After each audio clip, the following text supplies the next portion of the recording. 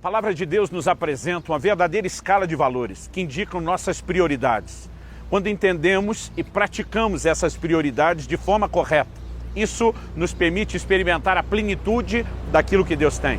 Tantas coisas acabam se tornando importantes mais até do que deveriam. Não significa que outras coisas não sejam importantes, mas o que é prioritário é mais importante.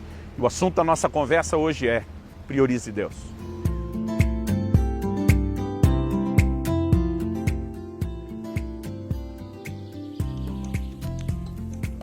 Gente, estou aqui na Praça do Japão, em Curitiba, passando com dois propósitos. Em primeiro lugar, desejar a todos um feliz ano novo e trazer uma mensagem que te encoraje no começo do ano, embora ela não se limite a isso e possa ser praticada em qualquer momento da sua vida. O Senhor Jesus declarou em Mateus, no capítulo 6, no versículo 33, mas busquem em primeiro lugar o reino de Deus e a sua justiça, e todas essas coisas lhes serão acrescentadas. Interessante que essa frase só faz sentido quando nós olhamos a declaração de Jesus nos versículos anteriores. Ele começa dizendo: por isso vos digo, verso 25, não se preocupem com a sua vida quanto ao que irão comer ou beber, nem com o corpo quanto ao que irão vestir. Não é a vida mais do que o alimento, e não é o corpo mais do que as roupas. Observem as aves dos céus, que não semeiam, não colhem, nem ajuntem celeiros. No entanto, o Pai de vocês, que está no céu, as sustenta. Será que vocês não valem muito mais do que as aves? Quem de vocês, por mais se preocupe, pode acrescentar um côvado ao curso da sua vida?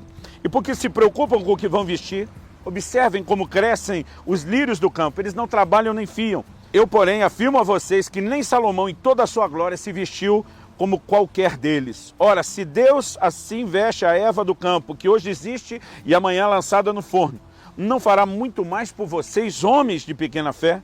Portanto, não se preocupem dizendo que comeremos, que beberemos ou com que nos vestiremos, porque os gentios é que procuram todas essas coisas. O Pai de vocês que está no céu sabe que vocês precisam de todas elas. E só depois disso Jesus diz: mas busquem em primeiro lugar o reino de Deus, e todas essas coisas, que coisas? Comida, bebida, vestuário, vos serão acrescentadas. Aqui o Senhor Jesus não está falando que nós não temos necessidades materiais. Ele não está dizendo que a gente não necessita de provisão e suprimento delas. Mas ele está dizendo que a busca por elas não deveria ser a prioridade das nossas vidas. Ao dizer buscar em primeiro lugar o reino de Deus e sua justiça, Jesus, em outras palavras, está dizendo: priorize Deus. Coloque Deus em primeiro lugar. Coloque a busca pelas coisas celestiais em primeiro lugar. Ele não está dizendo que essas coisas terrenas não têm a sua importância, mas ele está dizendo que jamais elas podem concorrer com a importância que Deus deve ter na nossa vida. Quando entendemos esse princípio bíblico, nossa vida deve refletir isso de uma maneira muito prática. Não só em relação aonde colocamos nossa energia, a como gastamos o nosso tempo, mas na hora de fazer determinadas escolhas e tomar decisões. Quem prioriza ou não o reino vai revelar isso. Normalmente, quando vejo pessoas dizendo que não tem tempo para uma determinada coisa, eu consigo perceber na declaração dela se aquilo que ela está dizendo para o qual tem ou não tem tempo é de fato importante ou não, é prioritário ou não, e se ela está ou não alinhada com aquilo.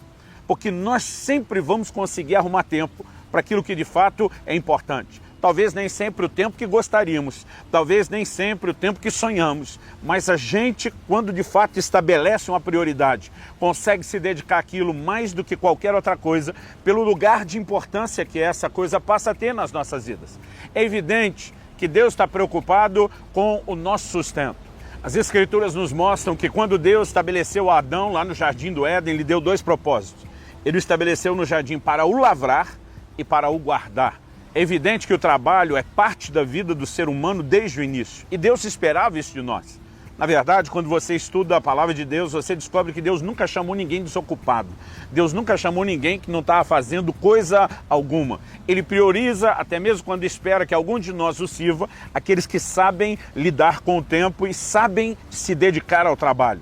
Nós não podemos falar do trabalho como algo ruim. Certa ocasião eu ouvi alguém dizer: não, pastor, o trabalho é maldição. O trabalho só aparece depois que Deus amaldiçoou Adão por causa do pecado. Eu falei: não, a maldição foi que o trabalho agora se tornaria mais difícil.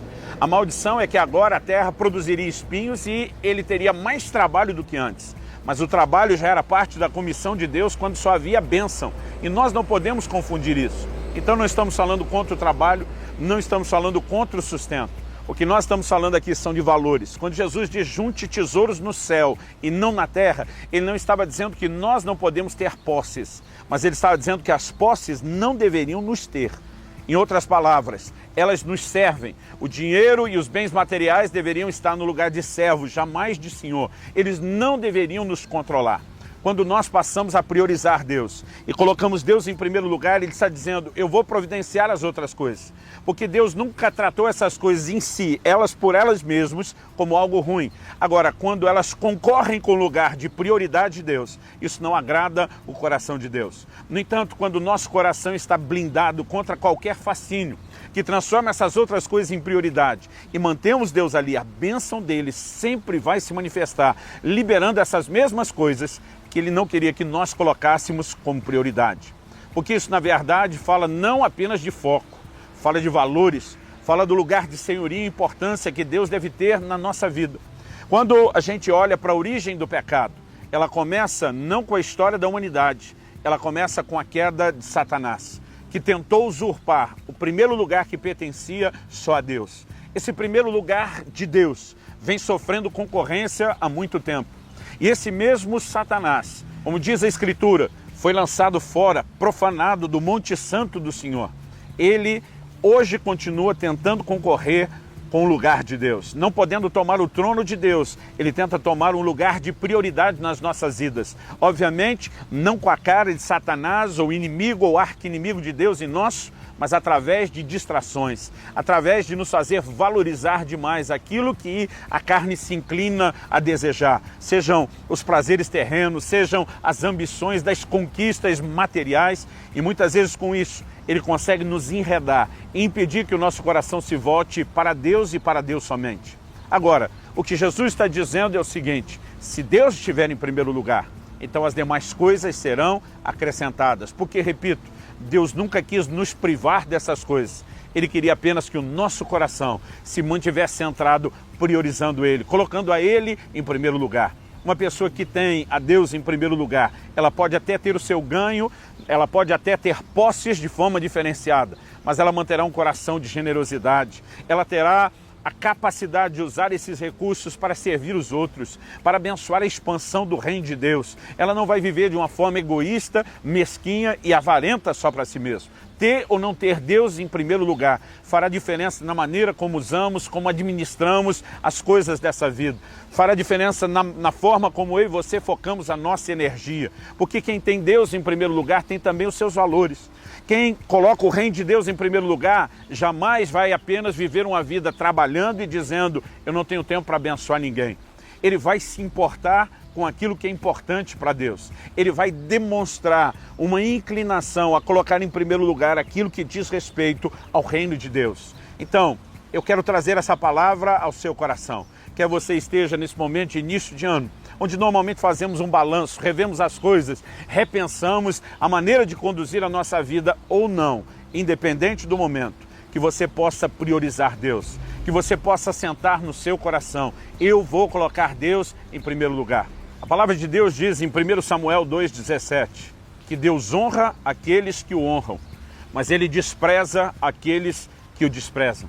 Essa honra que Deus manifesta para aqueles que o honram, esse trato diferenciado, não é porque Deus tem carência ou necessidade da honra. É porque Ele quer mostrar que quando de fato o priorizamos, aquelas outras coisas que deixamos de colocar numa posição de concorrência com Ele virão como acréscimo, virão como bênção, virão como favor, virão sem nenhum esforço. Quando eu olho para as Escrituras, meu coração se enche de empolgação e fé, de saber que jamais quem prioriza a Deus deixará de ser honrado pelo Senhor. Nenhum de nós vai perder com isso. A mentalidade mundana, natural e carnal nos leva muitas vezes a questionar se colocar Deus em primeiro lugar vale ou não vale a pena.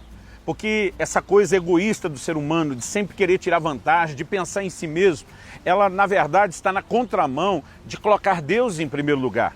Muitas vezes gastar tempo com o Senhor, gastar tempo servindo as pessoas, gastar tempo se doando, ou muitas vezes doando até daquilo que nós juntamos pelo nosso trabalho e esforço, pode parecer para alguns de nós perda de tempo.